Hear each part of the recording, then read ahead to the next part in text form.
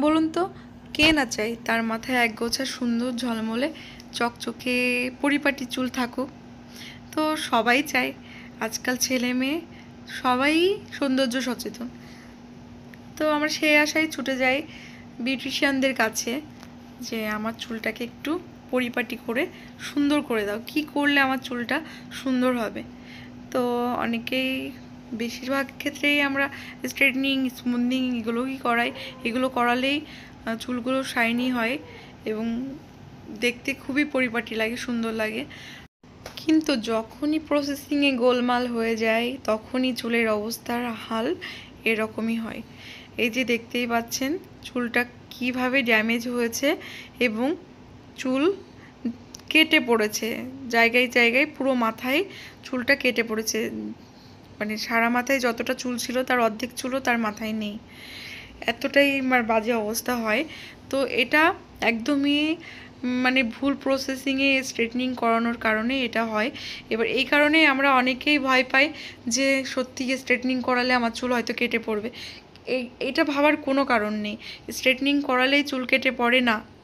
সঠিক পদ্ধতিতে সঠিকভাবে যদি স্ট্রেটনিং করানো যায় তাহলে চুলটা সত্যি সুন্দর থাকে, শাইনি থাকে এবং একটু মেনটেন করতে হয়। তো এই দিদিভাইটি 5-6 মাস আগে কোনো এক জায়গার থেকে স্ট্রেটনিং করিয়েছিল, মানে তার ভুল প্রসেসিংয়ের কারণে তার চুলের এই পরিস্থিতি। তো সেই কারণে এখন চুলটাকে কিভাবে বাঁচানো যায় সেই কারণে দিদিভাই আমার সাথে কন্ট্যাক্ট করে এবং দিদিভাইটি আমার ফেসবুক প্রোফাইলে আমার কাজের রিভিউ দেখে আমার সাথে কন্ট্যাক্ট করে। তারপর আমি তাকে বটোপ্লেক্স ট্রিটমেন্টটা করাই।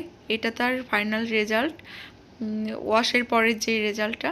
তো চুলটা সত্যি রিপেয়ার হয়ে গেছে, অনেক ভালো একটা রেজাল্ট এসছে। তো দিদিভাইয়ের ওই চুলগুলোকে আমি বারবার করে দেখছিলাম যে এইভাবে মানে কেটে পড়েছে চুলটা তার, সত্যি খুবই মানে দুঃখজনক ব্যাপার।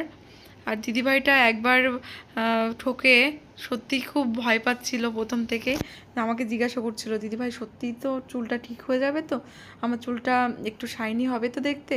তো আমি বললাম যে তোমার কোনো চিন্তা নেই। তো তোমরা দিদিভাইয়ের মুখের হাসিটা দেখেই বুঝতে পারছো দিদিভাই কতটা খুশি হয়েছে, খুবই স্যাটিসফাইড হয়েছে।